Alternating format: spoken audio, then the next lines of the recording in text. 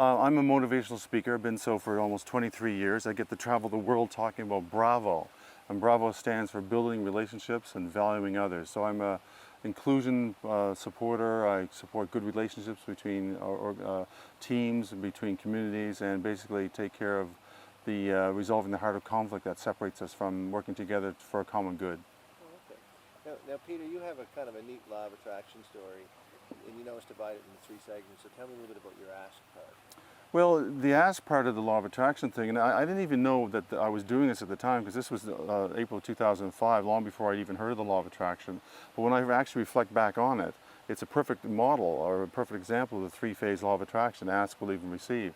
So my ask phase in April 2005 started in Northern Ireland. I was over there doing some work with the Catholics and Protestant groups, working specifically with young people.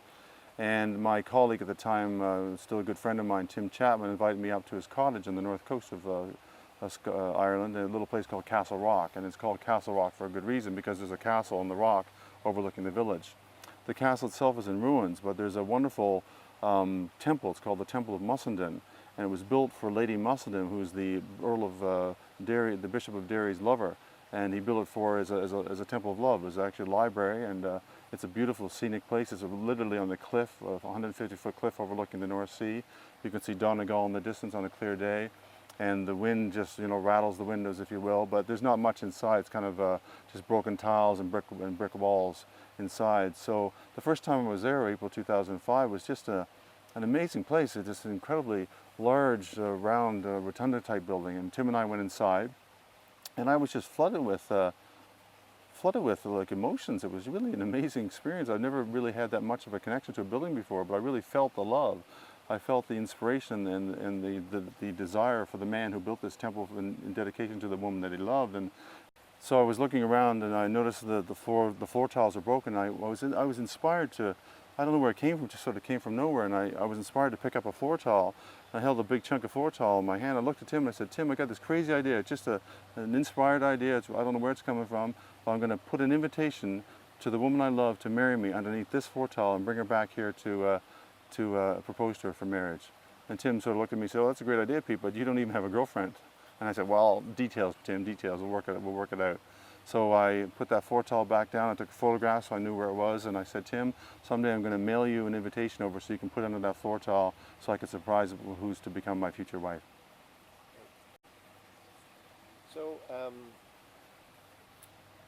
it doesn't matter what order we go in, but tell me a little bit about your belief part. Because you had some beliefs that were kind of holding you back from finding that perfect person. Well, that was April 2005. In May of 2005, I started developing a stiffness of my right hand. I was finding that I was having a hard time handwriting, and I went to the doctor in June of 2005, and in October 2005, I was diagnosed with Parkinson's disease. So one of the phases around the law of attraction is the belief that we're worthy of having this attraction, the belief that we're actually worthy of having something attracted to us.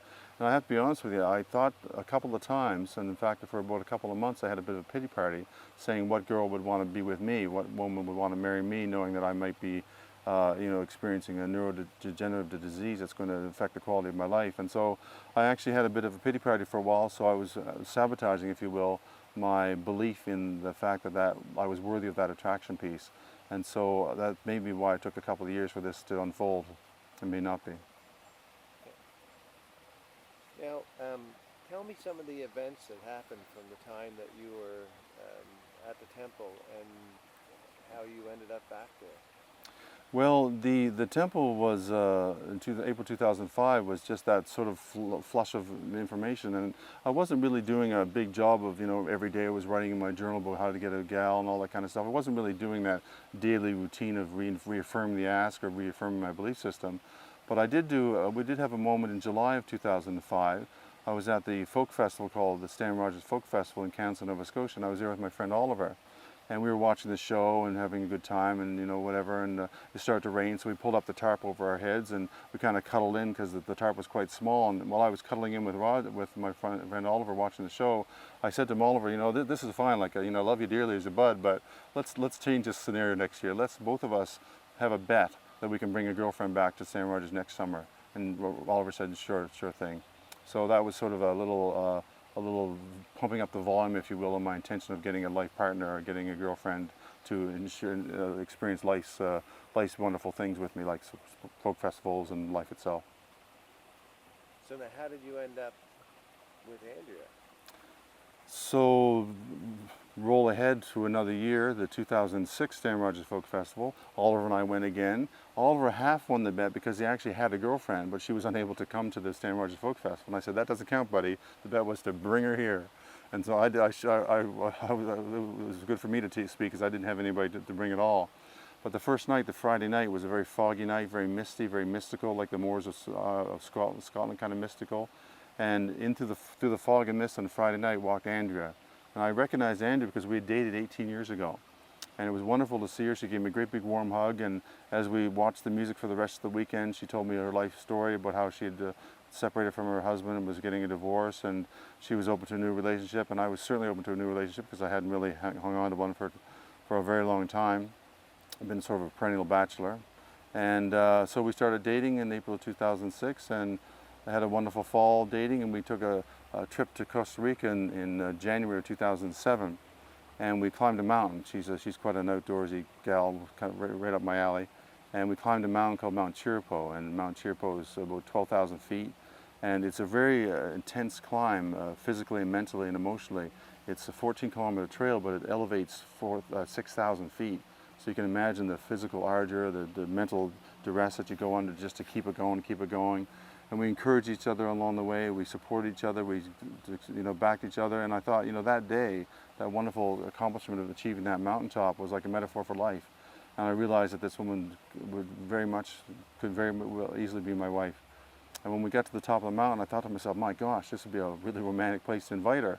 But my second immediate thought was, oh, Ireland, I got to get her to Ireland. Now that was kind of funny because I didn't actually have any prospects to get to Ireland. I had no contracts, I had no trips planned. But I said, no, I'm not going to ask her on the top of this mountain. I'm going to hold out on my dream, and my dream was to invite her to go to Ireland with me.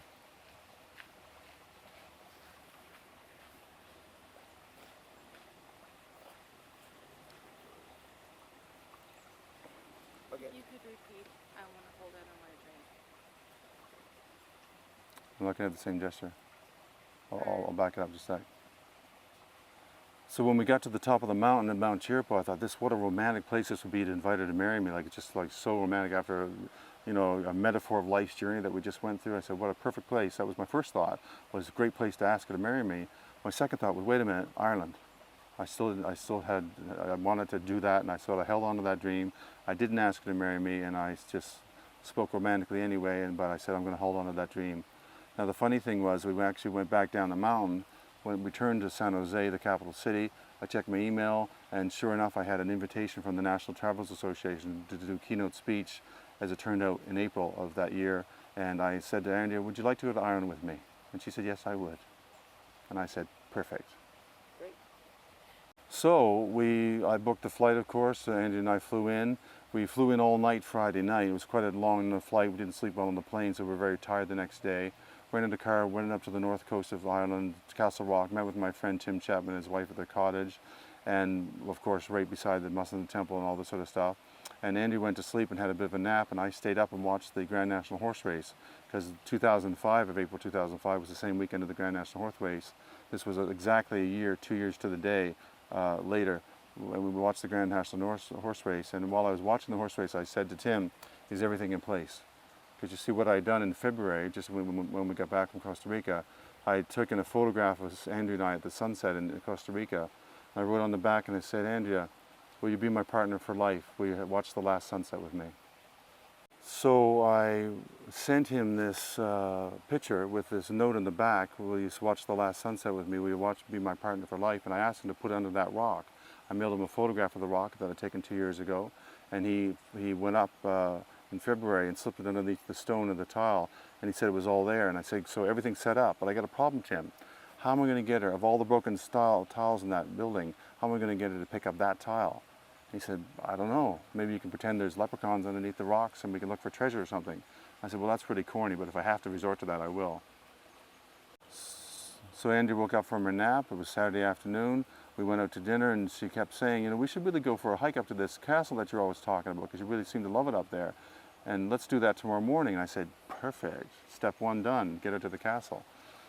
Step two was to get her to pick up that stone. I had no idea how I was going to do that, but I thought, well, just trust the universe. It's going to happen. If I believe it strong enough, it'll happen. I'll manifest that some romantic gesture that'll happen, because I knew I couldn't go up into the place and say, okay, honey, here's a stone. You know, check out the note. That it just doesn't have the flair.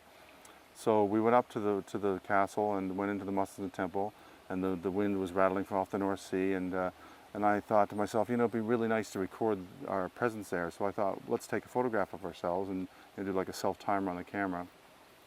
So I went over to the one of the window shelves and sills, and I put the camera on the windowsill and was angled, sort of sloping down. I thought, well, that's not going to do, because it's going to take a picture of her feet. So I said to Andy, can you grab a stone so we can prop up the camera? And without even thinking about it, it was just magic how it happened. She walked over to the corner of the building. She picked up the stone that had our invitation underneath it, and she looked down. She saw the picture of us in Costa Rica staring up at her. Of course, we just walked in the building, so she said, how the heck did that get there? And she was like amazed and sort of shocked, if you will. And when she turned around, I was on my hands and knees, and I asked her verbally what was on the back of the letter. I said, Angie, will you be my partner for life? Will you watch this last sunset with me? And she said yes. The law of attraction changed my life without even knowing it, because at the time I didn't even know I was employing, calling on the law of attraction to make a change in my personal relationship life. But as it turned out, my ask question was very much alive. My belief process was a struggle for me, because I sabotaged my beliefs. I let them happen. I sabotaged, let them happen. And 2 years to the day later, I received the gift of that law of attraction, with my girlfriend saying yes to the marriage proposal. And in Costa Rica, we had spent every place that we spent in Costa Rica had the number 7 in it. And when we went to get our rings the next day after the Irish proposal, it turns out that the ring that she bought had 7 diamonds in it. And so we got married on July the 7th at 7 o'clock in 2007 with 7 attendants. And the rest, as they say, is history. And the rest, they live happily ever after.